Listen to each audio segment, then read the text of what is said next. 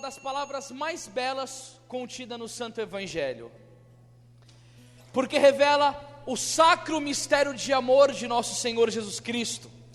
Essas palavras arrancaram um elogio de Santo Agostinho, que quando ali dizia: Jesus, vós estáis louco de amor em dizer: tomai o meu sangue e comei a minha carne. Este mistério é o grande mistério de amor de nosso Senhor Jesus Cristo, em que nós, da Igreja Católica, temos a graça de poder vivê-lo intensamente, coisa que os protestantes não podem chegar perto, porque é um mistério que só nossa Santa Igreja nos oferece, que é a presença real de Jesus Cristo na Eucaristia, no Santíssimo Sacramento do altar, e que é nos dado pela mão dos sacerdotes na Santa Missa. E eu fico estudando alguns livros da fé católica para compreender um pouco melhor os mistérios de Deus, e quando eu estava lendo um livro de um bispo chamado Tihamer Totti, ele me mostrou algo que eu nunca tinha percebido. Antes dessas belas palavras que Jesus disse sobre que Ele nos daria como alimento a sua carne e o seu sangue, esse discurso ele foi antecedido por dois milagres maravilhosos, que são os dois milagres de João capítulo 6. Quais são esses milagres? Virá uma página para trás, que nós iremos ver na Sagrada Escritura quais foram os dois milagres que antecederam o discurso do pão da vida. Você que abriu a sua Bíblia, em João capítulo 6, está escrito o primeiro milagre deste Evangelho, deste capítulo do Evangelho, que é a multiplicação dos... Meu querido irmão e minha querida irmã, você concorda comigo que quando nosso Senhor Jesus Cristo realizou o milagre da multiplicação dos pães, Ele mostrou para nós, como Deus e como homem, que Ele tem poder sobre a matéria? Você concorda? Quem concorda, diga glória a Deus. Todo mundo concordou. Segundo milagre de João capítulo 6, está no versículo 16, e o título da Bíblia da Ave Maria é: Jesus anda sobre as águas. Você concorda comigo que para Jesus realizar este segundo milagre, Ele mostra para nós, como Deus e como homem, que Ele tem poder sobre o seu corpo? Quem concorda, diga aleluia. Agora, olha que bonito a interpretação que esse bispo da Hungria muito santo nos oferece. Jesus, ele antecedendo o discurso do pão da vida, preparou a mente daqueles que o seguiam com esses dois milagres, para mostrar que se ele tem poder sobre a matéria para multiplicá-la, e se ele tem poder sobre o corpo dele para andar sobre as águas, ele também tem poder de colocar o corpo dele na frágil matéria da Santíssima Eucaristia, e nós vivemos esse milagre na nossa igreja, graças a Deus. Isso mesmo, pode aplaudir o Senhor.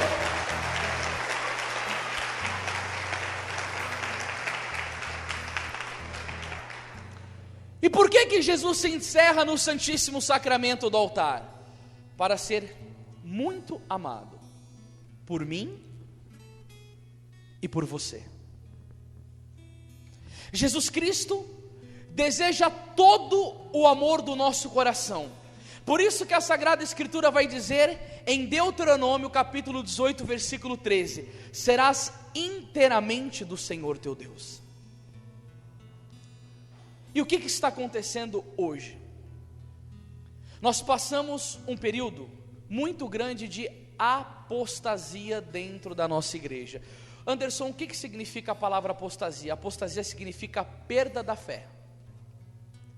E é tão claro que nós vivemos esse período de tribulação interna dentro da igreja, que o nosso sumo pontífice, o Papa Bento XVI, não iria presentear a igreja com o ano da fé, se o testemunho de todo cristão fosse coerente com aquilo que ele crê. E evidentemente que não. O Santo Padre está preocupadíssimo com a fé da Santa Igreja Católica. Mas irmãos e irmãs, qual que é o centro da nossa fé? O centro da nossa fé é nosso Senhor Jesus Cristo. e principalmente a presença real dele no Santíssimo Sacramento, e estamos perdendo a fé na presença de Jesus na Eucaristia. E por que está se perdendo a fé de Jesus na Eucaristia? Quem responde isso é o grande apóstolo do Santíssimo Sacramento, chamado São Pedro Julião Eimarde.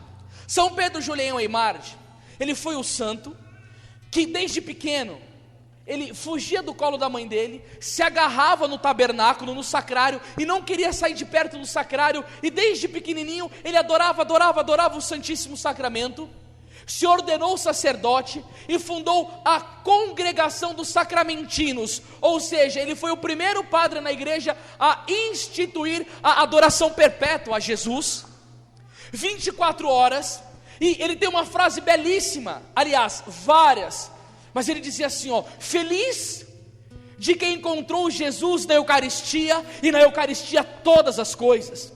Quando ele estava perto da morte, as pessoas chegaram perto do caixão dele e disseram assim: Pedro, diz-nos algo, porque claro, perto da morte a pessoa deixa o legado dela, aquela frase que a pessoa vai guardar para sempre no coração. E ele respondeu para o povo: vós tendes Jesus na Eucaristia, o que vós quereis mais? E ele amava tanto nosso Senhor Jesus, mais tanto, que ele dizia assim: Jesus, eu estou disposto a morrer abandonado, a comer pedras, a ser martirizado, contanto que eu consiga levantar para vós um trono, dar-te uma família e um povo de adoradores. E como ele tinha esse desejo enorme de ver Jesus sendo adorado, ele escreveu uma obra de 5 volumes chamado A Divina Eucaristia, em que ele falava assim: por que Jesus Cristo não é adorado no Santíssimo Sacramento? Ele diz assim: se o São Paulo apóstolo vai dizer no livro de Romanos, capítulo 10, versículo 17, logo a fé provém da pregação, e a pregação se exerce em razão da palavra de Cristo, ele entendeu que a fé é gerada no povo pelos pregadores que vivem aquilo que pregam e amam aquilo que pregam, e a palavra vai entrando no povo e vai gerando fé. Assim foi na sua vida. Eu estou aqui porque um dia eu fui no encontro, um pregador falou tão maravilhosamente bem de Jesus, com tanto amor, com tanto entusiasmo, que ele me persuadiu a crer que Cristo existe, a vida dele refletia isso, e foi pela palavra que eu fui cativado. Ou seja, você também está aqui pela palavra. Ele falou: se a palavra gera fé, por que tão poucas pessoas adoram Jesus? Ele falou: porque quase não se fala de Jesus sacramentado, e se quase não se fala, é porque pouco se ama, e porque pouco se ama o maior mistério da Igreja Católica.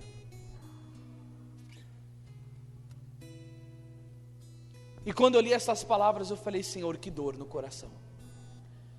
Eu preciso tomar a resolução de amar e divulgar, e de suplicar que levante um povo para te amar. E por causa disto, Jesus permitiu que eu tivesse uma experiência linda com Ele. Eu estava morando no interior de São Paulo, fazendo missões, participando de uma comunidade, e um dia eu convidei um amigo meu para ir comigo na igreja adorar Jesus Cristo no Santíssimo Sacramento. Quando eu convidei, ele aceitou. É um convite bom para você fazer para o seu amigo, viu?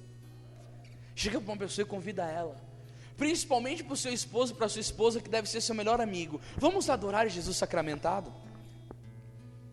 E quando nós chegamos na igreja, a dor do coração do católico, Jesus estava sozinho na capela, sozinho. Na minha paróquia, o padre teve que fechar a igreja às quintas-feiras, porque o Santíssimo ficava exposto e ninguém ia para adorá-lo. E tem lugares que é onde não tem sacerdote, as pessoas na hora que querem lembrar da Santa Missa, colocam uma estola no altar e ficam chorando por falta de um sacerdote. Em países comunistas onde os cristãos são mortos, eles anseiam, desejam, suspiram pelo Santíssimo Sacramento e não o têm. Nós precisamos compreender um pouco mais dessas verdades e tomar uma resolução prática na nossa vida e pensarmos assim: Senhor, se esse povo não tem e eu tenho, no mínimo o que eu devo fazer é te amar e te adorar e dar a minha vida por ti. Chegamos na igreja e o Santíssimo estava abandonado. o sacrário sozinho. Aí eu já logo me lembrei daquilo que Santo Afonso disse no seu belíssimo livro Visita a Jesus Sacramentado, em um dia que ele estava adorando o Senhor, e teve uma visão das mãos de Jesus, cheia de bênçãos para dar para o povo, mas ninguém ia buscar. Aí sempre quando eu termino as minhas pregações, vem pessoas com bilhetinho pedindo oração. Por exemplo, ó, isso daqui são os bilhetinhos que eu trouxe lá de Londrina, fotos, as pessoas me pedem oração, eu estava passando, era uma multidão, as pessoas colocavam no meu bolso, eu estava com a mão lotada, eu falei, ó, coloca no bolso, cheio de bilhete pedindo oração. Aí quando eu vou conversar a pessoa, eu digo assim, sim, eu intercederei por ti, porque antes de eu ser um pregador, eu sou um intercessor. Mas o que você está fazendo pela sua vida? Porque Bartimeu, ele rezou, pediu a cura dele e Jesus curou. A mulher hemorrágica foi atrás de Jesus, tocou Jesus e Jesus curou ela. O que tu fazes pela tua vida? Ah, o meu marido é um adúltero, meu filho está nas drogas, eu não consigo viver santidade na minha vida, estou sempre no pecado mortal, sou rancoroso, não consigo perdoar, tenho dificuldade para sair desse meu pecado, sou noveleiro, fofoqueiro. Mas como irás mudar se não está perto de Jesus? Porque 1 João capítulo 2, verso 6 diz, aquele que diz estar nele, permanecer nele, deve viver como ele viveu. Quem está com Jesus reflete ele, quem não está reflete o diabo. Santo Agostinho diz, aquele que não se assemelha a Deus, se assemelha ao demônio. E aí outra frase de São João Bosco, quereis que o Senhor vos dê muitas graças? Ele falava, visitai-o muitas vezes. Quem quer muita graça, diga eu. Eu também quero. Eu quero muita graça, eu necessito dessa graça na minha vida, nós somos dependentes da graça. São João Bosco diz, visitai-o muitas vezes. Querer a graça você quer, agora nós precisamos saber se nós estamos pagando preço para obtê-la. Querer receber poucas graças, visitai-o poucas vezes. Quem quer receber pouca graça aqui, levanta a mão. Eu não quero pouca graça. Você que está na internet, você quer pouca graça? Eu sei que não, mas por que nós temos atitude de quem quer? Ele fala assim, ó, quereis vencer ao demônio? Refugiai-vos aos pés de Jesus. Quereis que o demônio vos vençam? Não visita Jesus. Que essa luta terrível com Satanás que nós travamos, sem o auxílio da graça divina, nós vamos ser atropelados e arrebentados. Porque a Bíblia diz em Romanos 8,31, se Deus é por nós, quem será contra nós? Mas nós estamos que estar unidos a Ele para ter a assistência, a proteção e a graça dEle, senão nada feito. Chegamos no Santíssimo e fomos adorar o Senhor. Eu me ajoelhei, fiquei em silêncio. A minha prática de adorar é sempre no silêncio. Eu gosto muito da espiritualidade silenciosa e eu me maravilho com isso. E fiquei adorando o Senhor com meu amigo. Num instante, acho que era de 15 minutos que nós estávamos adorando, 2 barulhos veio do sacrário, mas bem audível, assim ó. Meu amigo olhou para mim, um grande pregador, chama Irmão Trovão, muito abençoado, mora na Bahia, amigão meu. E olhou para mim e falou assim, ó, eis que estou à porta e bato. Lembrou da palavra de Apocalipse 3:20. Eu fiquei em silêncio e de novo veio o barulho. Eu não estava entendendo nada que estava acontecendo. E quando nós estávamos adorando, continuamos a adoração. O sacrário era um sacrário enorme, é numa igreja em Várzea Paulista, muito grande. Hoje em dia tem cerca de Jericó com 15 mil pessoas lá. Era um sacrário na parede, com a Eucaristia bem grande. Você abre a parte da frente assim, tira, e fica aquela hóstia enorme. E o vidro, onde estava encerrado Jesus, começou a ficar embaçado. Eu olhei aquilo, eu fiquei assustado. Eu falei assim, será que tem alguma vela acesa? Está vazando a fumaça, entrando no sacrário, acontecendo alguma coisa. Passou um monte de coisa pela minha cabeça. E aconteceu que quando eu me levantei e me aproximei do local onde Jesus está guardado, eu comecei a passar a mão no vidro. E quando eu passei a mão no vidro, eu percebi que ele não estava embaçado pelo lado de fora, mas pelo lado de dentro. E foi quando Jesus disse no meu coração, filho, eu sou Jesus sacramentado, estou respirando para mostrar que aqui estou vivo e para ser adorado. Pode aplaudir com força que isso é lindo.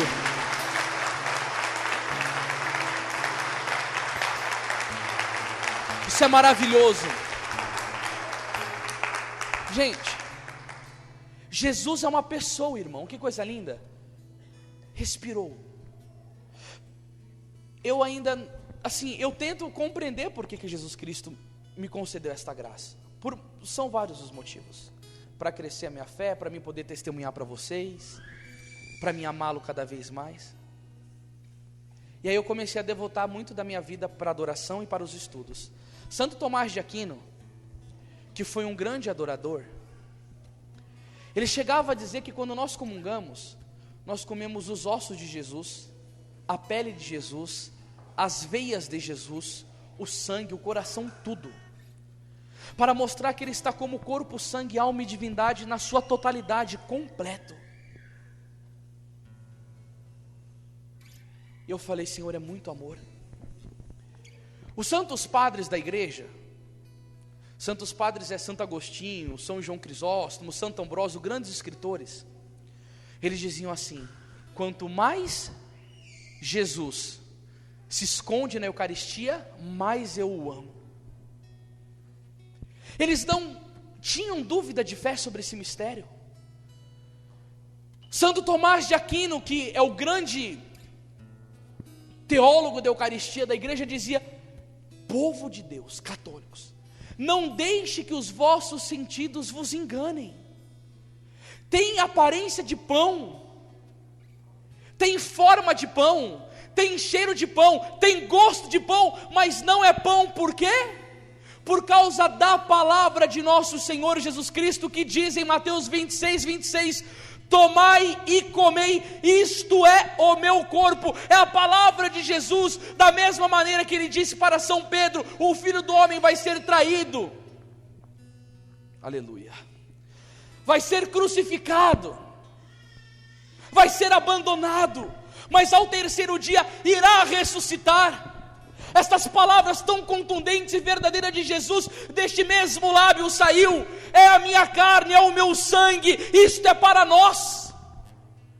E nós não podemos deixar a incredulidade tomar conta. O testemunho dos santos é demais lindo, belo, edificante, para que nós possamos olhar e falar: Jesus, que maravilha!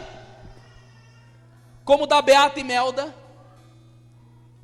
que ela desde pequena, claro, né, quando a mãe estava grávida, consagrou a Nossa Senhora. Coisa mais sábia que uma mãe pode fazer é consagrar o filho a Nossa Senhora. Santo Agostinho diz que ela é a forma de, né, a forma dos santos. Ela formou o nosso Senhor Jesus Cristo e forma todos aqueles que vêm depois dele. E quando esta menina nasceu, a mãe dela catequizou ela muito bem, ensinou as coisas básicas da fé católica. E eu digo para vocês, gente, nós precisamos de uma catequese bem fecunda hoje, porque nós postamos na nossa rede social, o Face Católico, uma postagem falando sobre a nova novela da Rede Globo, Salve Jorge, e que aquilo é uma entidade do Candomblé, um Ogum, é um demônio aquilo. E aí nós criticamos o espiritismo. Se você soubesse o que tem de católico falando que nós temos que respeitar todas as religiões, que nós não podemos ser preconceituosos, que nós estamos com a mente fechada, nós temos que ter a mente aberta. Eu respeito a pessoa, claro que eu respeito a pessoa, mas a religião do espiritismo é uma religião demoníaca. Ela nega 40 verdades da fé católica. Como que eu, como pregador da palavra, sendo que está escrito em Efésios 5:11, não tenhais cumplicidade com as obras infrutíferas das trevas, pelo contrário, condenai-as abertamente. E se a Bíblia vai dizer em Deuteronômio 18:11 que o Senhor abomina o espiritismo, e se no espiritismo são negadas 40 verdades da fé católica, eu vou ficar em silêncio para fazer parte da nova era, da grande religião universal, onde todo mundo respeita todo mundo, e eu não posso bradar contra o inferno? Negativo. Mesmo que eu vá para a cadeia e tenha a cabeça cortada, eu vou denunciar essa treva do inferno, porque somente nosso Senhor Jesus Cristo salva, e somente Ele é Deus. Cheio de católico anestesiado pelo diabo. Ô gente, Papa Bento XV, não Bento XVI, ele diz, tirando estas palavras do quarto concílio lateranense: a ignorância é a mãe de todos os erros. E o pior é que esse povo que nos critica, eles não usam a Bíblia. Eles não usam o documento da igreja, eles usam a ditadura do relativismo. Eu acho que é errado e ponto final. A verdade, ela não é mais objetiva, ela já não tem um nome, ela é subjetiva. Aquilo que eu creio que é o certo é, aquilo que eu creio não é. Isso não faz parte da nossa fé católica.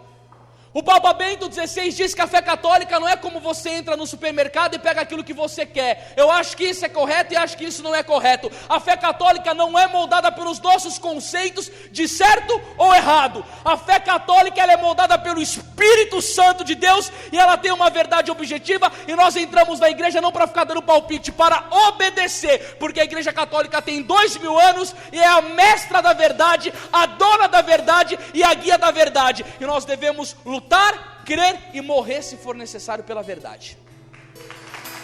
Morrer se for necessário pela verdade. Eu sei que no Espiritismo está cheio de pessoas que são boas, eu não nego isso.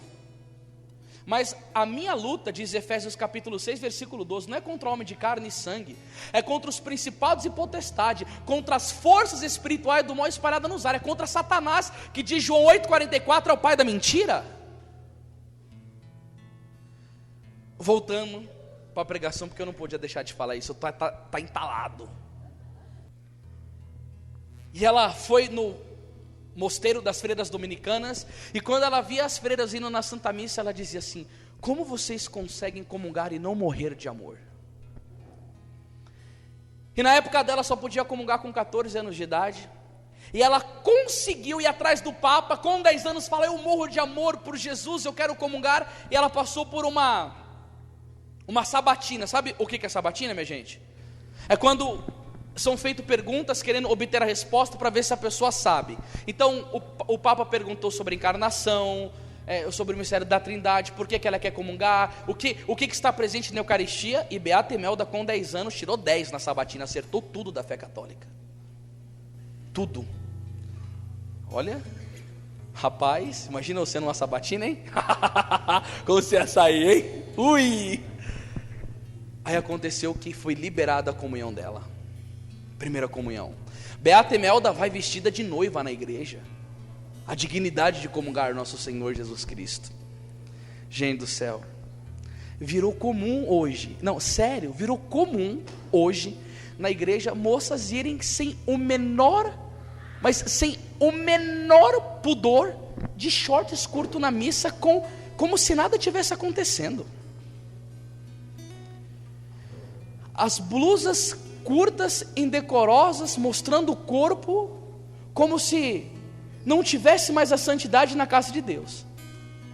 Eu já tive que pregar em encontros, mas de descer a linha do começo ao fim, e tem que olhar para as moças e dizer: minha querida, você acha que eu vim aqui para ficar vendo as tuas pernas? Você está fazendo propaganda para quem? Aqui não é prostíbulo não, aqui é casa de Deus, você se comporte como mulher, como dignidade. E claro, né, ficam bravos, aí falam para o pregador: você é duro demais.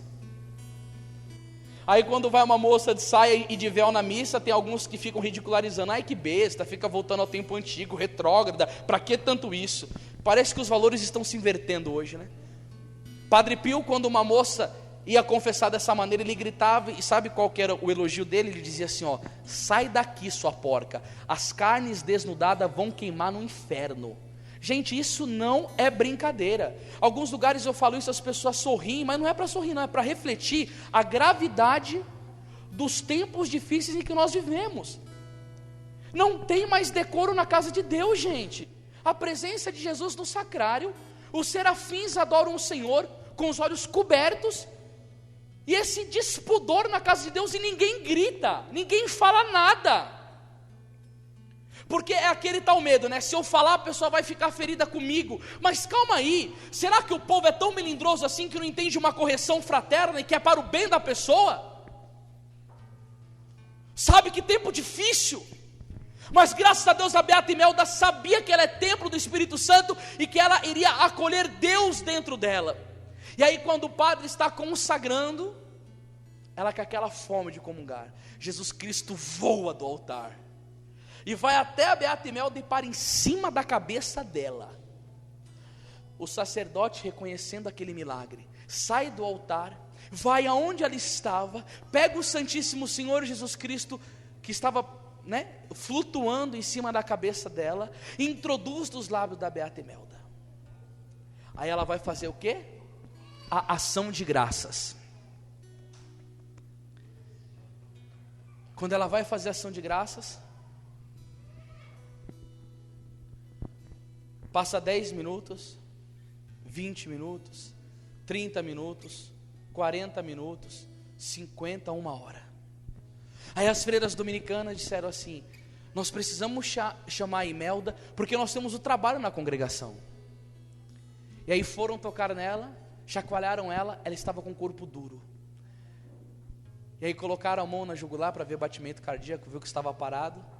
As irmãs choraram, ficaram emocionadas. Aí ela chamou uma outra irmã e disse assim: olha, Imelda dizia, como vocês conseguem comungar e não morrer de amor? Imelda comungou e morreu de amor por nosso Senhor Jesus Cristo no Santíssimo Sacramento.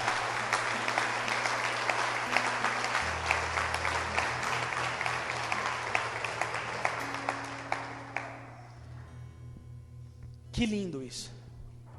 Gente, vocês imaginam o que é isso? Morrer de amor por Jesus?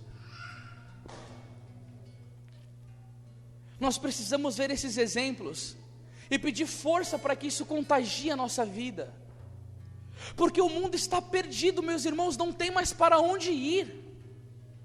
O diabo está tomando conta de tudo. As coisas estão feias no mundo político, na sociedade, dentro da própria igreja. Eu não sei mais o que o homem consegue fazer depois do aborto, matar uma criança inocente.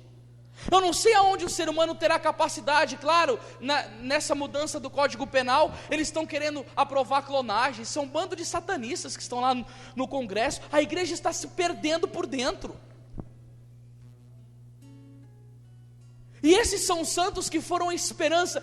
Meu irmão, minha irmã, saiba de uma coisa: a esperança está no mundo para os homens e as mulheres que amam a Deus.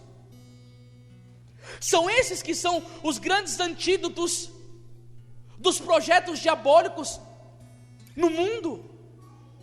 E não foi só santos religiosos como ela não. Santa Maria Madalena Sofia Barati, mãe de 8 filhos, dono de uma fábrica de meia, quando ela ia comungar o Santíssimo Sacramento, o padre, gente, ia colocar a Eucaristia nos lábios dela, irmão, e tinha que tirar rapidamente as mãos, porque o hálito dela era tão quente que chegava a queimar a mão do padre, porque o coração dela virava um fogo puro de amor a Deus.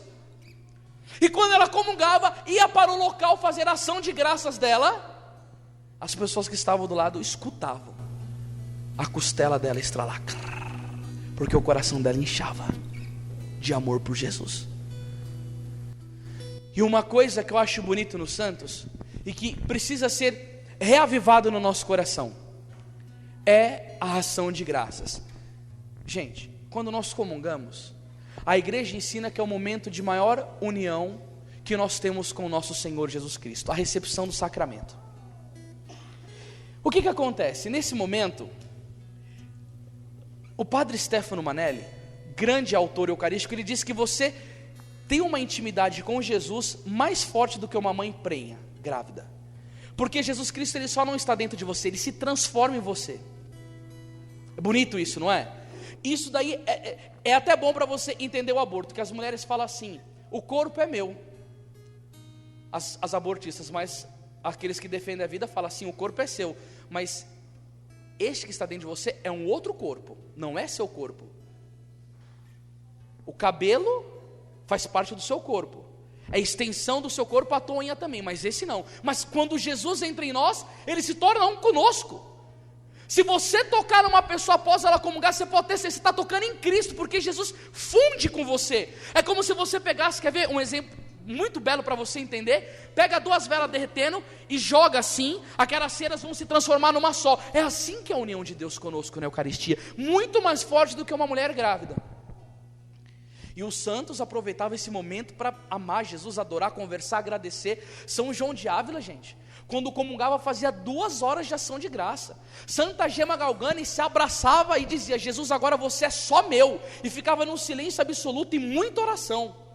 Hoje em dia, em todos os lugares que eu vou, porque eu viajo muito o Brasil, como eu disse para vocês, eu tenho o costume, depois da Santa Missa, olhar para todos os católicos presentes e ver quem está fazendo ação de graças. E a maioria dos lugares, eu não encontro sequer uma pessoa que faça. E qual que é a minha preocupação quando eu vejo isso? Para a pessoa não estar fazendo ação de graça, será que ela está entendendo que ela está comungando Deus? Eu me pergunto, gente, não é uma coisa comum demais, é algo sobrenatural demais. Agora o Cristo entra dentro de mim, eu chego no banco da igreja, faço o sinal da cruz rapidamente, sento, converso com a pessoa que está do lado, converso com a pessoa que está do outro lado, levanto, vou embora. Quando São Felipe Neri, que era um santo eucarístico, que ele teve até a graça de ter a percepção de um dia que ele estava doente, ele chorava, ele falava, eu estou com fome, mas na verdade era a fome de Jesus. E um homem, para tentar saciá-lo, levou uma eucaristia sem consagrar. Ele falou, você não está me dando Deus, você está me dando pão. Ele tinha essa graça. Na missa dele, quando as pessoas saíam antes, ele mandava os coroinhas, e com aqueles castiçais bonitos, de procissão, atrás da pessoa, e quando a pessoa estava andando, perguntavam para os coroinhas, mas por que você está fazendo isso? E os coroinhas falavam, porque durante 15 minutos, ainda quando o Cristo, ele não se desfez totalmente você é um sacrário vivo, e toda vez que o Santíssimo está em procissão, ele tem que ter as velas do lado, e São Felipe Neri faz isso daí para conscientizar as pessoas de que ela é um sacrário vivo. A mesma coisa que acontece com você quando você comunga, é igualzinho aconteceu com Nossa Senhora na encarnação. Você tem Deus dentro de você. E aí que eu falo a preocupação da igreja, porque a igreja ela tem um jornal semanal chamado L'Osservatório Romano, e que eles puseram uma nota pedindo para os católicos atentarem para esta parte da falta de ação de graças, porque está se perdendo o mistério da fé na Eucaristia. E se os católicos não fazem a ação de graça, significa que não estão entendendo aquele que está comungando, minha gente.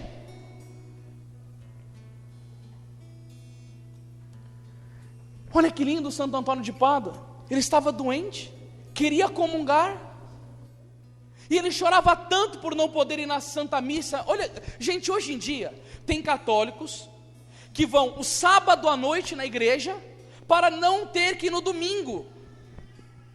Por que fazem isso? A missa já não é o momento mais importante da minha vida. Eu vou na missa não por amor, mas por preceito. Aí eu vou no sábado à noite, para domingo eu falo, bom, não tem que fazer nada, posso acordar mais tarde, posso passear, posso ir para a churrascada, posso e fazer um monte de coisas para não precisar ir na igreja. Gente, isso é terrível.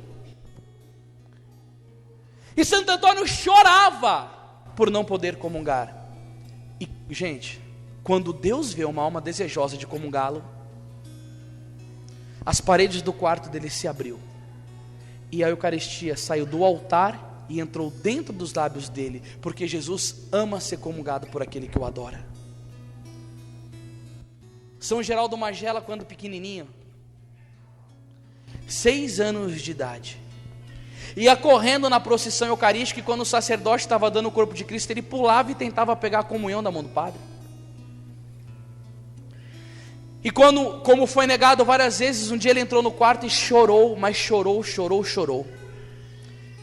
Deus, desejoso de entrar naquele coração faminto, chamou em sua presença o arcanjo Miguel, colocou na mão dele o Santíssimo Sacramento, e o arcanjo Miguel entra no quarto de São Geraldo Magela, uma criança de 6 anos de idade, e introduz no lábio dele o Santíssimo Sacramento, porque São Miguel é o anjo guardião da Eucaristia. Aí aconteceu que depois ele entrou para a vida religiosa, se tornou padre redentorista, e com mais de 50 anos ele chega para os irmãos e diz assim, eu tive a graça de fazer 2 vezes a primeira comunhão. Aí os irmãos falaram, mas como? Não tem como fazer 2 vezes a primeira comunhão, é uma só. Ele falou, a primeira vez eu fiz pelo ministério angelical, e a segunda vez eu fiz pelo ministério sacerdotal. E ele contou a história dele com o anjo indo entregar nos lábios dele o Santíssimo Sacramento, por causa da fome que ele estava de comungar Jesus. Nós precisamos cesar e pedir essa graça para Deus. Senhor, eu quero ter fome de poder comungar-te. Aquela ansiedade de chegar na Santa Missa e ver o Padre consagrando, e o nosso coração bater de desejo de comungar Jesus. Eu não posso mentir para você, eu já tive várias vezes essa experiência. Já teve retiro que eu chorava desesperadamente porque eu não aguentava mais as pregações, eu queria a missa. Não porque a pregação estava chata, mas porque Deus permitiu que eu tivesse essa experiência interior, de uma fome de comungar. E quando o Senhor entrava nos meus lábios, mas era uma coisa tão celestial, comer Deus. Ah não, gente, isso é muito forte. Eu falei, não, Deus está na minha boca, eu estou mastigando Cristo, Ele está dentro de mim, é algo muito mistérico. E por que muitas vezes nós não entendemos mais sobre a Eucaristia? Porque nós meditamos pouco, nós lemos pouco, nós não aprofundamos. E Santo Agostinho vai dizer, nós só amamos aquilo que conhecemos. Olha para essa pessoa linda que está do teu lado e diz assim, nós precisamos conhecer mais a Eucaristia.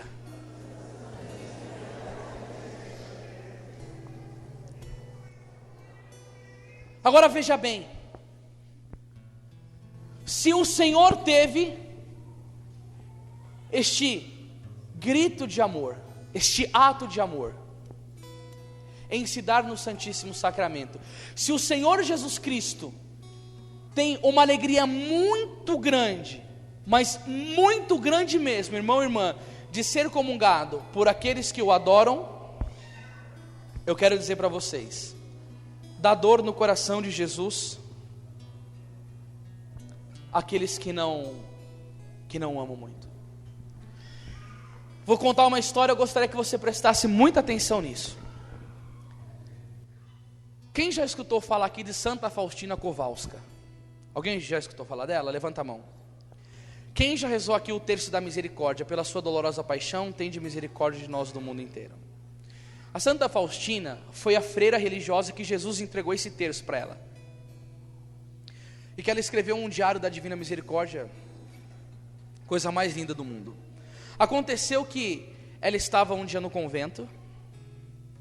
Ela é uma freira enclausurada. Freira enclausurada é uma que entra dentro de um convento. Ela não sai para mais nada na vida dela. Se pai e mãe morrem, ela não vai no velório. Atendimento médico, esses conventos procuram ter médicos próximos que atendam essas freiras ou esses monges dentro do convento para não precisar sair. A pessoa, ela anula a vida dela para rezar pela salvação da igreja. É algo lindo essa vocação. Pessoas que anulam-se a si mesmo para ajudar a salvar o mundo. E aí a Santa Faustina estava no convento e um sacerdote foi celebrar missa para 6 freiras. Ocorreu que o padre contou quantas freiras tinha ali. E na hora que ele foi introduzir depois da Santa Missa, dar o Santíssimo Sacramento para a Santa Faustina, ele entregou 2 espécies consagradas. E se ele entregou 2 espécies consagradas e ele tinha contado 6, tinha 6 freiras, o que aconteceu? Quem falou? Uma ficou sem, não ficou? O que o padre fez? Foi no sacrário pegar Jesus. Quando a Eucaristia está dentro do sacrário, isso chama-se reserva eucarística. Aí ele foi pegar o Santíssimo Sacramento para dar para esta freira que ficou sem. E aí quando ele vai, Jesus disse algo duríssimo no coração de Santa Faustina. Ele falou assim, eu fiz isso de propósito, minha filha. E ela falou, por quê? Porque eu tenho nojo de entrar no coração desta freira. Santa Faustina, mas meu docíssimo Jesus, por que, Senhor? Porque quando eu entro no coração desta freira, ela não fala comigo, ela não me adora, ela não louva a minha misericórdia, ela me despreza no coração, e eu tenho nojo de entrar no coração em que eu sou desprezado.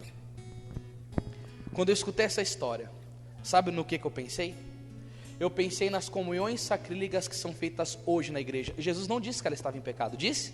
Ela falou que ela era indiferente, mas não que estava em pecado. Como que ela, essa freira, vivia num regime de claustro. Lá não tem televisão, não tinha internet, não tinha música do mundo, não tinha contato com homem, nada. Ela rezava o dia inteiro, e para uma freira dessa, Jesus disse que estava com nojo. Hoje em dia na igreja, é mais comum as pessoas comungarem em pecado mortal do que qualquer outra coisa.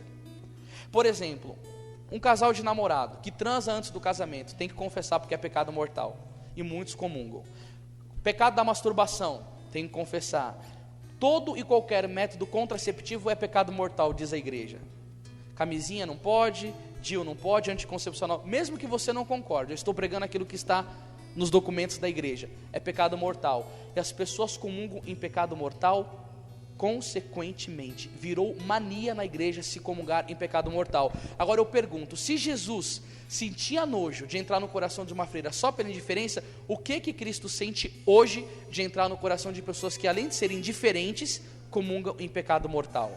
Por que eu estou dizendo isso para você? Para você parar, refletir naquilo que eu disse no começo. Nós estamos em tempos de apostasia. Esta pregação é um alerta para você: salve-se quem puder.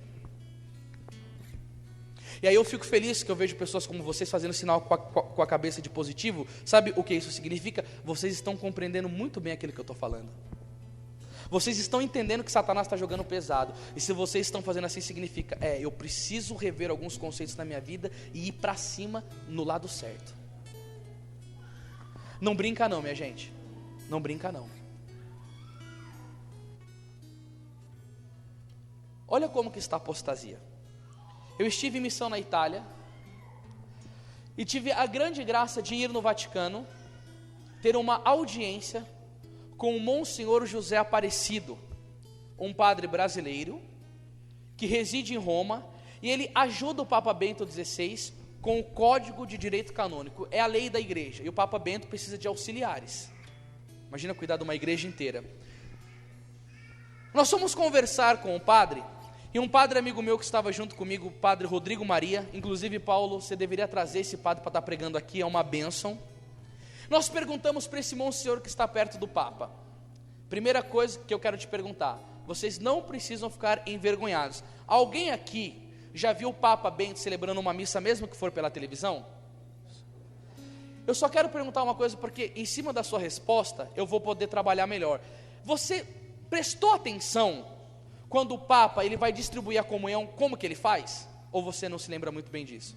Alguém se lembra? Quando o Papa vai dar a comunhão, as pessoas ficam em que posição quando ele vai dar? De joelhos? Quem já viu ele fazendo isso? Obrigado pela sua resposta, porque agora eu vou poder te falar por que ele está fazendo isso. Nós perguntamos, por que o Papa dá a comunhão para o povo somente de joelhos e na...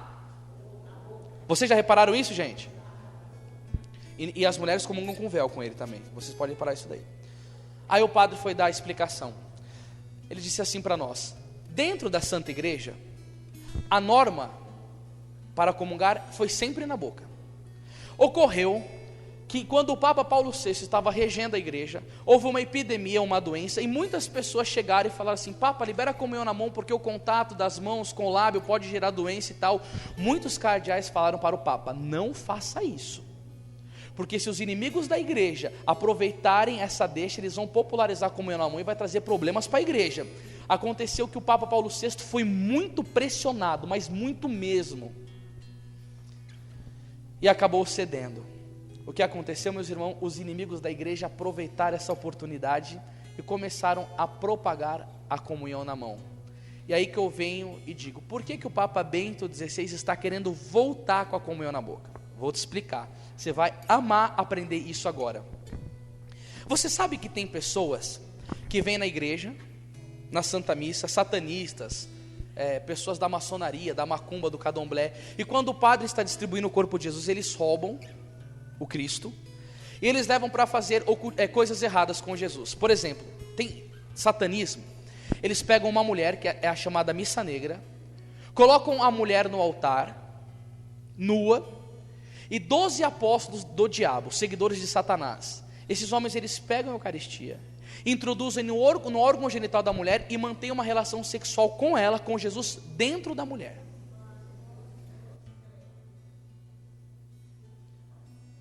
Acontece isso. Tem outros trabalhos de feitiçaria que Jesus é misturado na macumba. Teve um tempo atrás que tinha um rapaz que ele postava uns vídeos no YouTube chamado Eucharist Desecration.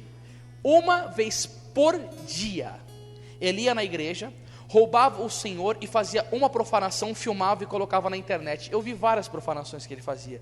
Ele pegava o Senhor e catava assim de um cigarro e furava e começava a jogar fumaça em Jesus, fazer gesto obsceno, falar: cadê o teu poder? Aí outro dia ele catava Jesus, jogava na privada. Outro dia ele catava Jesus, colocava no liquidificador, batia e colocava os fragmentos e assoprava. Uma por dia.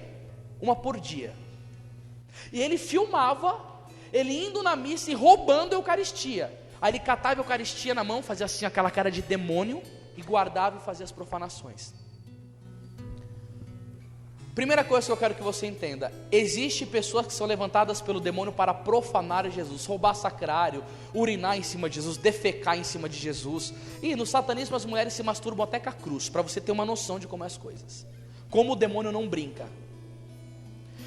Acontece que essa pessoa que um dia fez esse pecado, o Espírito Santo pode infundir a graça do arrependimento nela. Ela pode se arrepender, pode ou não pode?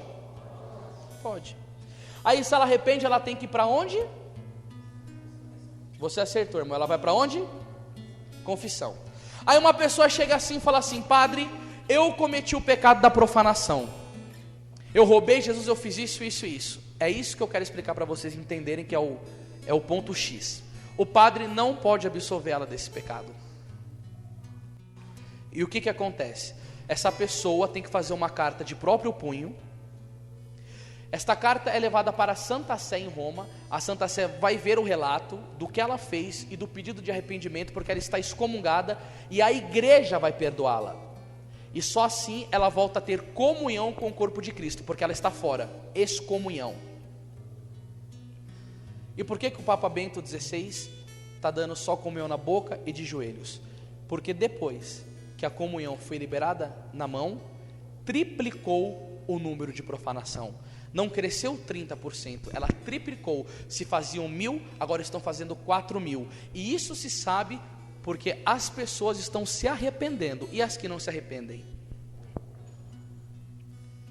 Aí vem a pergunta: por que o Papa Bento XVI, sabendo que isso está ocorrendo, ele não emite um documento para toda a igreja e pede para os padres: quero todo mundo comungando de joelhos? Sabe o que esse padre me respondeu? Porque senão vai ter um cisma na igreja, uma divisão, porque tem muitos padres que não obedecem mais o Papa. Ele diz, ele manda lá em Roma, aqui nessa paróquia quem manda sou eu, e eu já estou saturado de em diversos lugares querer comungar de joelho e falar: levanta, você não é diferente de ninguém, dá a mão para frente. Não nos deixam ser católicos. Parece que comungar de joelhos hoje é um crime, é algo errado. Adulterar pode, matar pode, abortar, o que tem de católico que aborta pode. Você vai confessar, pode transar, pode fazer o que você quiser. Agora comungar de joelhos não pode. Sabe o que isso significa? Onda de contestação ao magistério da igreja. A pior ruptura que se faz é a desobediência ao sumo pontífice. Em muitos lugares nós somos proibidos de ser católicos. E aí o meu coração dói muito, porque quando eu fui pregar em Portugal, eu fui nas aparições, estava lá aquela foto bonita do anjo de Portugal, com a Eucaristia na mão, e quando ele vai dar o corpo de Jesus para as crianças, sabe o que o anjo de Portugal diz? Prostai-vos para receber o vosso Deus. E você vê as crianças de joelho recebendo Jesus. Se o anjo pediu para as crianças se prostrarem diante de Deus, é por quê? Porque o céu quer isso. O céu quer isso. Se em alguma paróquia você puder, meu irmão, comungar de joelhos, o faça. Se você puder comungar na boca, faça. Sabe por quê? Porque quando a hóstia é comprada, se ela não for de boa qualidade, quando o sacerdote coloca a hóstia na sua mão, vai ficar fragmentos na sua mão. Tem um vídeo na internet chamado Jesus está no chão, que o homem pega uma luva preta e toca Jesus nela. Quando ele tira, fica fragmentos, não tem como não ficar. E São Cirilo de Jerusalém diz que é melhor você perder um pedaço do seu corpo do que a mínima parte de Jesus na Eucaristia. Se você puder comungar na boca, faça mesmo, irmão, porque a igreja te permite isso. O documento chamado Redemptor e Sacramento diz que o comungante escolhe a maneira de comungar, e nós não poderíamos ser privados disso. Ainda bem que tem sacerdotes maravilhosos que nos entregam mesmo de joelho na boca. O meu diretor espiritual, o Padre Mateus, o Padre Paulo Ricardo pregou isso daí na Canção Nova, ensinando o povo a comungar de joelhos, e é muito perseguido por causa disso, mas é necessário o resgate dessa devoção.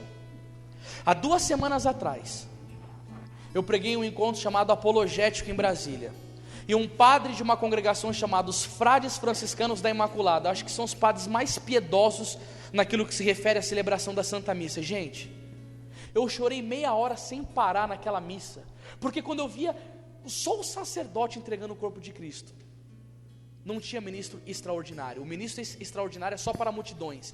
Quando estava o padre, aquele povo seguindo com uma adoração, aquela música num violão baixo, porque eu não sei se você sabe, mas isso está no livro que o Papa escreveu, de Introdução ao Espírito da Liturgia. Saibam disso, gente, é a igreja que diz, é proibido na igreja bateria e guitarra, porque a Santa Missa é o sacrifício de Jesus, e não pode instrumento de corda que te tire de si.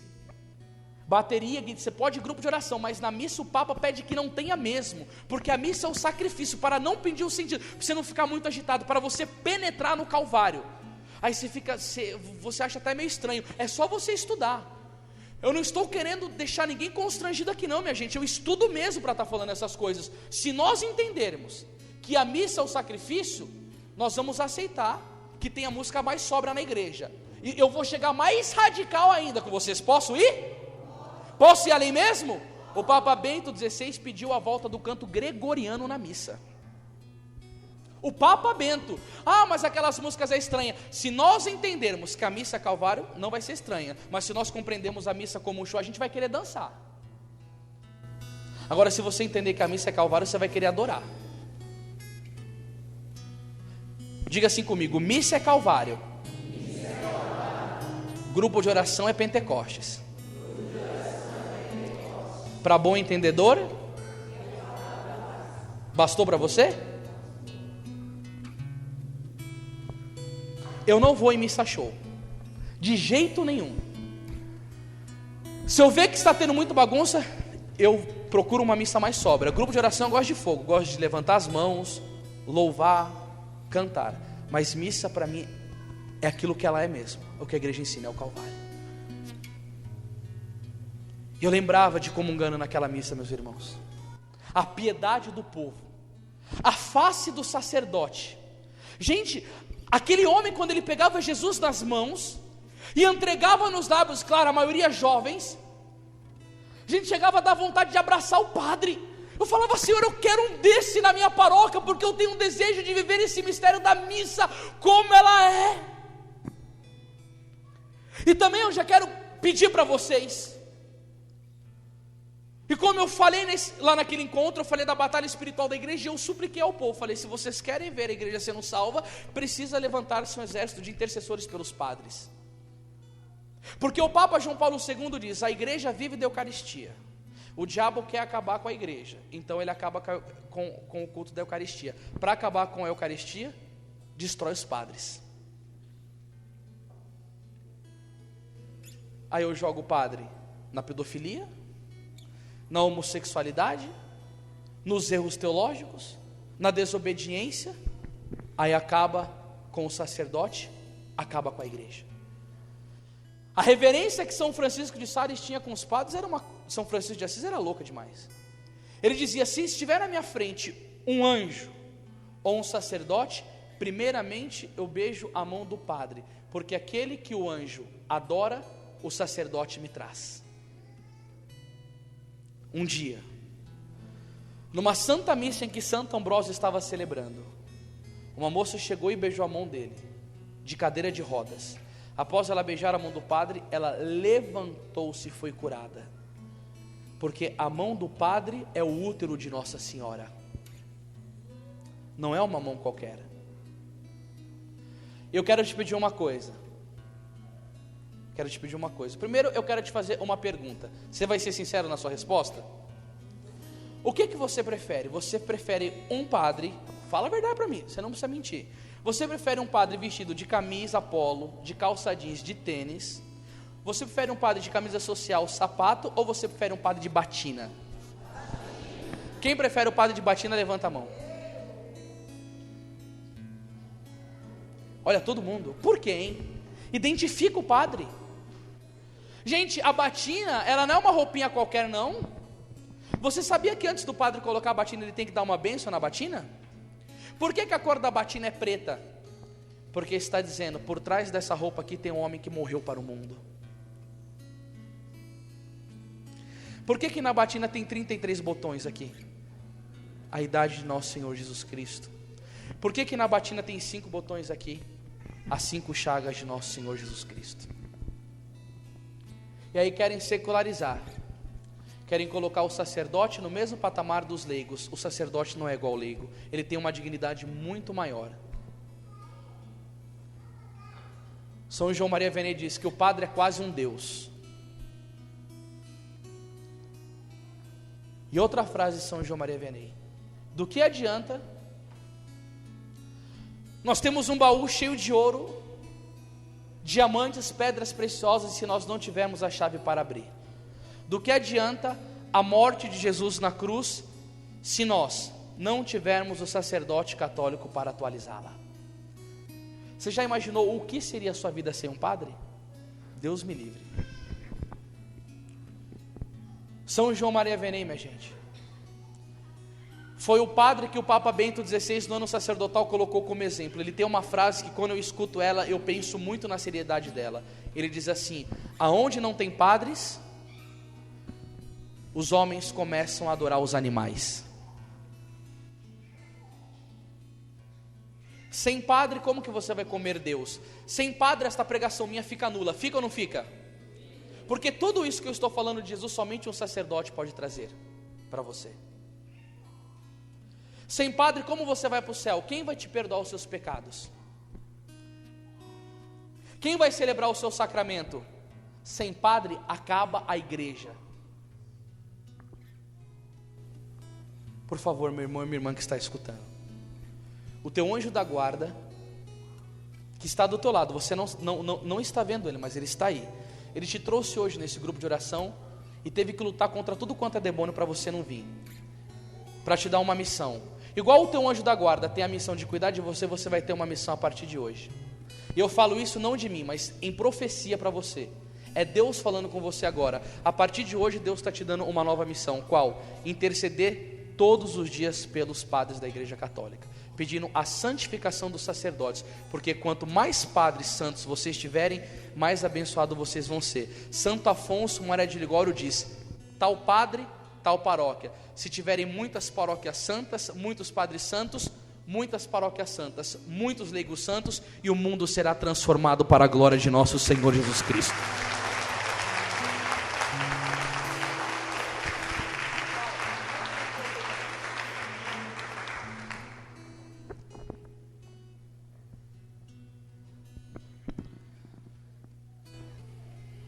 Quero tocar no último tópico. Vocês podem esperar mais um pouquinho? Eu posso só encerrar essa pregação? É porque, gente, eu estou sem meu relógio. Ele ficou ali no meu celular. Eu quero te explicar mais uma coisa muito séria agora para vocês, que vai complementar muito na sua vida. Quando eu disse para vocês sobre a comunhão sacrílega e sobre o problema dela, o que você precisa fazer para não comungar em sacrilégio, comungar em pecado mortal? O que você precisa fazer? Como? Se confessar. Olha o que acontece. São João Maria Vianney diz que quando nós vamos pecar, isso você vai ver pela sua própria vida, eu vejo pela minha própria vida. Quando nós vamos pecar, o demônio tira de nós toda a vergonha. Nós esquecemos que Ele está nos olhando. Nós esquecemos das punições eternas como o inferno.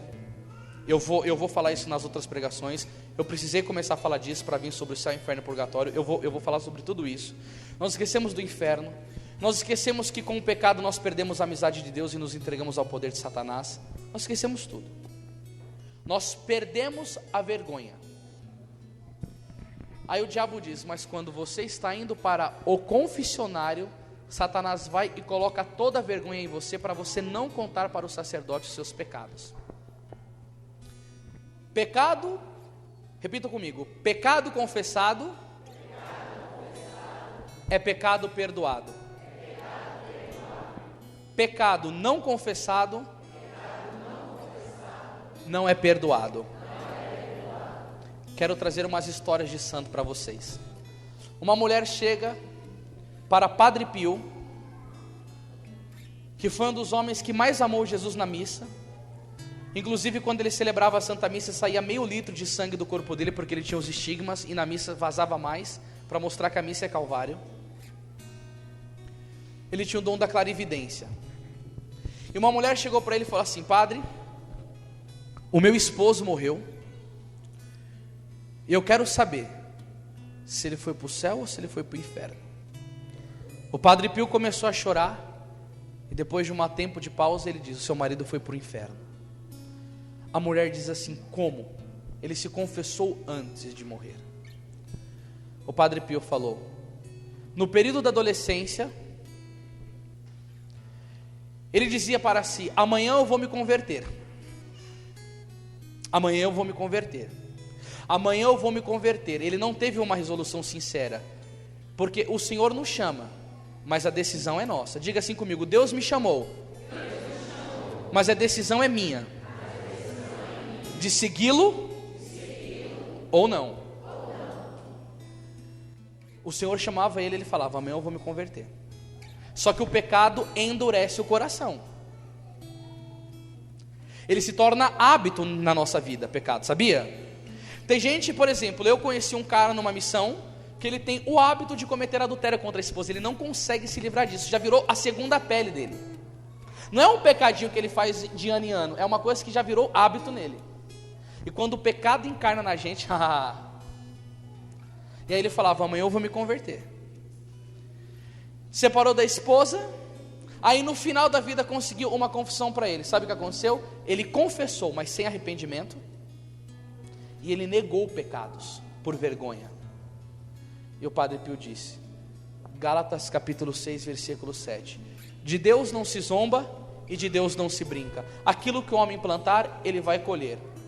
O seu marido colheu na carne, está no inferno.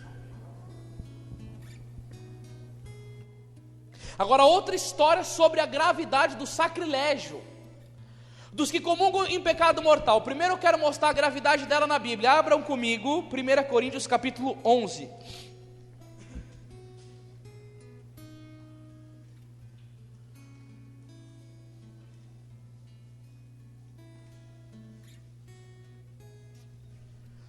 Capítulo 11, versículo 26.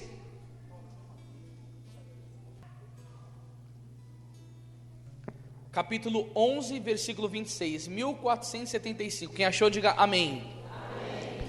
Posso ler com vocês? E diz assim um texto: assim, todas as vezes que comeis desse pão e bebeis desse cálice, lembrais a morte do Senhor até que venha.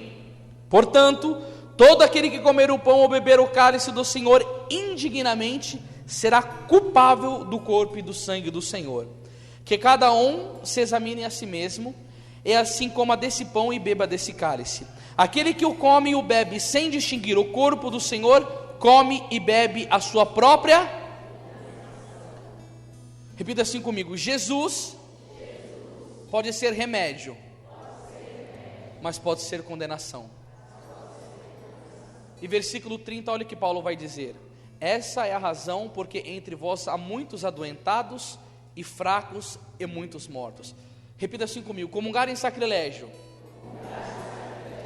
faz de mim uma pessoa doente, fraca e morta espiritualmente.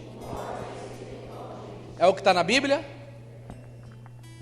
Santo Afonso Maria de Ligório, em seu célebre livro A Mística Esposa de Jesus Cristo, narra que na vida de uma freira, ela tinha cometido o pecado desonesto.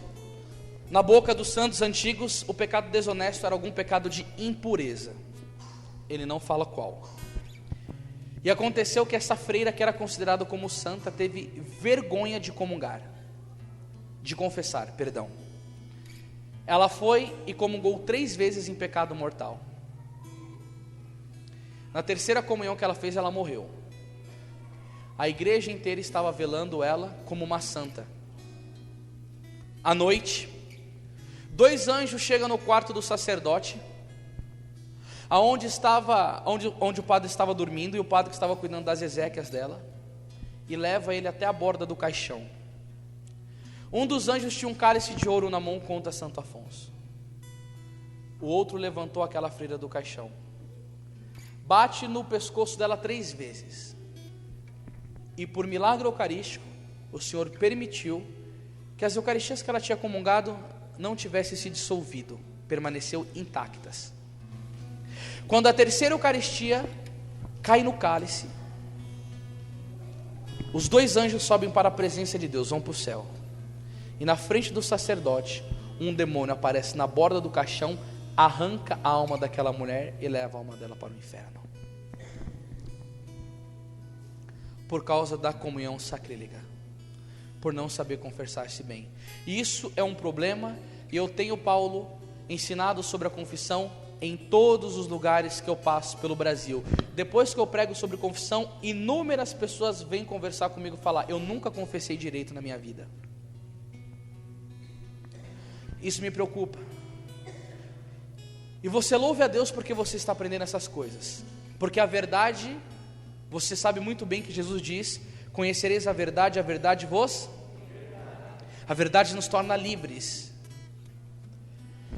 Santa Teresa d'Ávila um dia estava a rezar e viu flocos de neve caindo, e ela perguntou para Deus: Senhor, o que é isso? E Jesus disse para ela: são almas que estão caindo no inferno. Ela falou: ó Senhor, nós precisamos rezar pelos pagãos que estão se perdendo. Jesus disse: não, Teresa, isso daí não são pagãos não, são católicos como tu. Aí ela fala: então precisamos dar uma boa catequese. Jesus falou: não, eles sabem a boa catequese. Mas então, Senhor, o que está acontecendo que essas almas estão se perdendo? Estão se perdendo por causa das confissões sacrílegas. É onde o demônio engana elas. Elas não confessam e no tribunal de Cristo estão com a mancha do pecado mortal. Aí ainda, Jesus disse para Santa Teresa: dizei isso aos bispos e aos sacerdotes para ensinar o povo a confissão. Agora vem a parte difícil, meu irmão, minha irmã. A parte difícil que me dói muito, tem que falar sobre isso. Que tempo bom na igreja, quando Dom Bosco chegava para os jovens dele: se algum de vós estiver em pecado mortal, me acorde mesmo que for de madrugada, porque se eu não te confessar e você em pecado mortal, eu vou ter que dar conta da sua vida, porque somente eu como sacerdote posso te absolver. Então ele sabia da tarefa dele e não negava a confissão. Hoje em dia isso ocorre frequentemente: eu não posso confessar, eu estou com o horário cheio, liga, marca o horário. É assim ou não é, minha gente? Agora tem outro problema que é pior ainda. A pessoa chega e fala assim: eu estou amaziado, padre, eu posso comungar ou não? Claro que pode. Não pode. Não pode. Não é que a igreja rejeita, é porque a igreja leva a sério o sacramento do matrimônio. A igreja não está rejeitando, a pessoa pode fazer a comunhão espiritual. Agora, se a igreja libera, vira uma bagunça, como a Gretchen, que teve a 17ª união dela abençoada por um pastor protestante. Lá pode fazer essas coisas. Por quê? Porque a igreja é fundada por homens. A nossa igreja é fundada por Deus, e Ele quer ordem e decência na casa dele. As coisas aqui são certas, gente. A igreja, ela é radicalzíssima.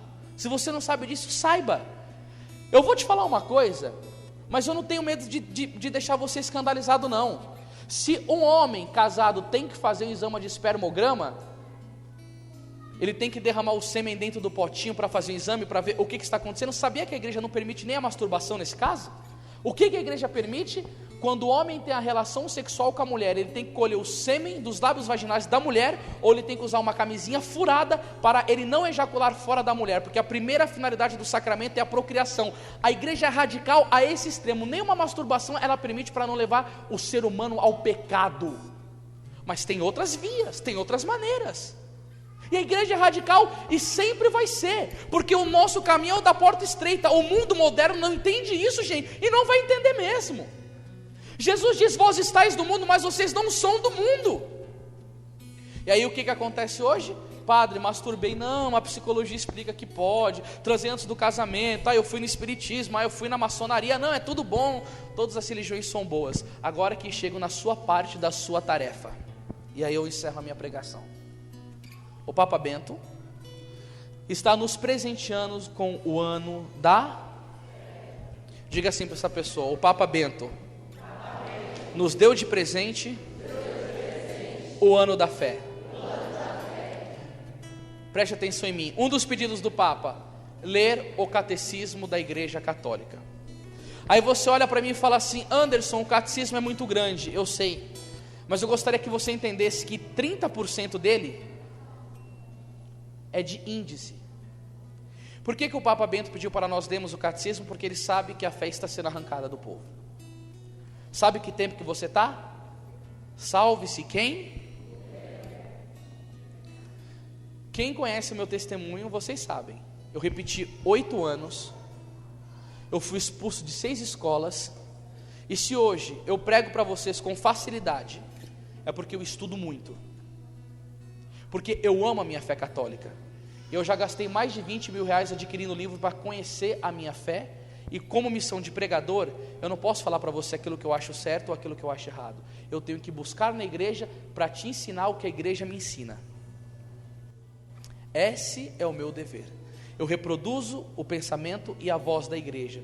E a igreja está dizendo para você: leia o catecismo, porque se você tiver um bom pastor, ele vai te ensinar.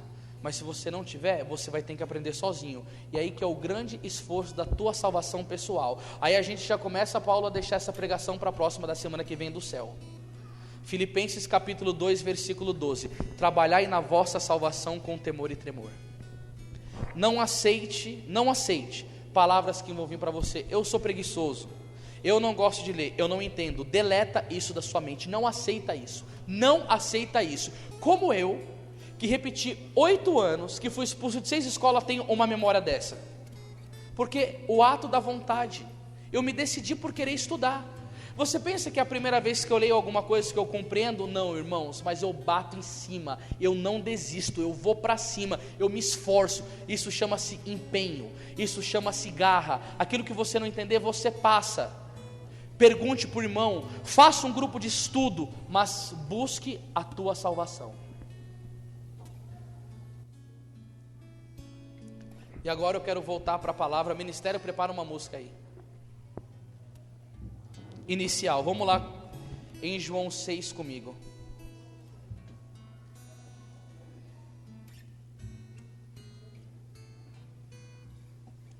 João capítulo 6, versículo 54. Eu quero pedir a gentileza de você levantar, para a gente encerrar com esta pregação, para já ficar amarrada da semana que vem. Quem achou João 6,54, diga glória a Deus. Vocês vão ver uma coisa que eu quero que vocês não esqueçam. Isso vai ser importantíssimo para você combater a heresia protestante. Está no versículo 54? Sim ou não? Sim. Algumas pessoas que não estão com a Bíblia da Ave Maria, vocês não vão conseguir acompanhar. Mas eu vou pedir para os que estão com a Bíblia da Ave Maria, eu vou contar até 3. Eu gostaria de lermos todos juntos, pausadamente, mas uníssono, para todo mundo entender. Versículo 54, eu vou contar até 3 e peço que você leia comigo. 1, 2, 3. Quem come a minha carne e bebe o meu sangue tem a vida eterna, e eu o ressuscitarei no último dia. Tá bom, o primeiro treino. Agora vamos ler de novo. 1, 2, 3. Quem come a minha carne e bebe o meu sangue tem a vida eterna, e eu o ressuscitarei no último dia. A Eucaristia é o carimbo, é o passaporte que o Senhor deixou nesta terra para aqueles que querem morar na outra. Louvado seja o nome de nosso Senhor, porque pela Eucaristia nós entraremos na vida eterna e vamos adorar Deus por toda a eternidade. Aplauda com força esse mistério de nosso Senhor Jesus Cristo. Força nessa palma.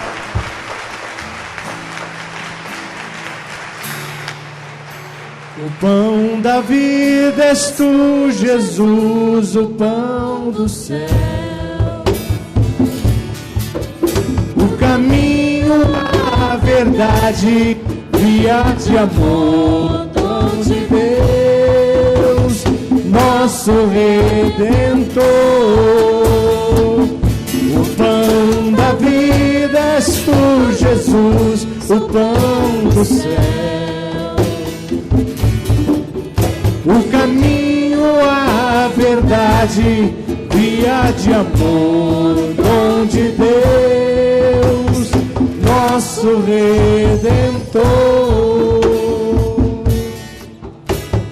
Na comunhão, Jesus se dá no pão, o Cordeiro e pecado é redenção.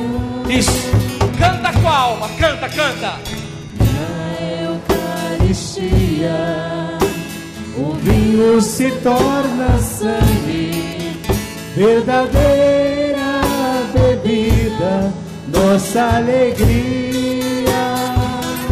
O pão da vida és tu, Jesus, o pão do céu.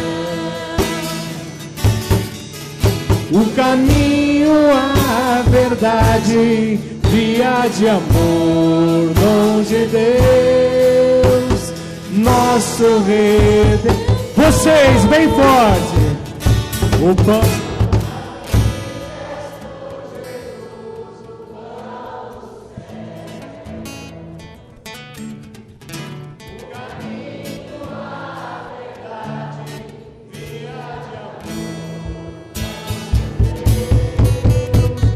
Nosso Redentor. Força, todos juntos. O pão da vida és tu, Jesus, o pão do céu. O caminho, a verdade, via de amor, dom de Deus, nosso Redentor. Mais uma salva de palmas para nosso Senhor Jesus na Eucaristia.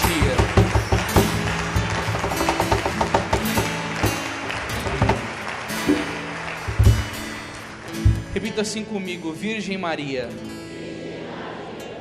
Nossa Senhora do Santíssimo Sacramento, ensina-me a amar Jesus como a Senhora o amou. Pode tomar seu assento, por gentileza. Amém. Esta semana eu gostaria de pedir a vocês que até a quarta-feira que vem vocês procurem na internet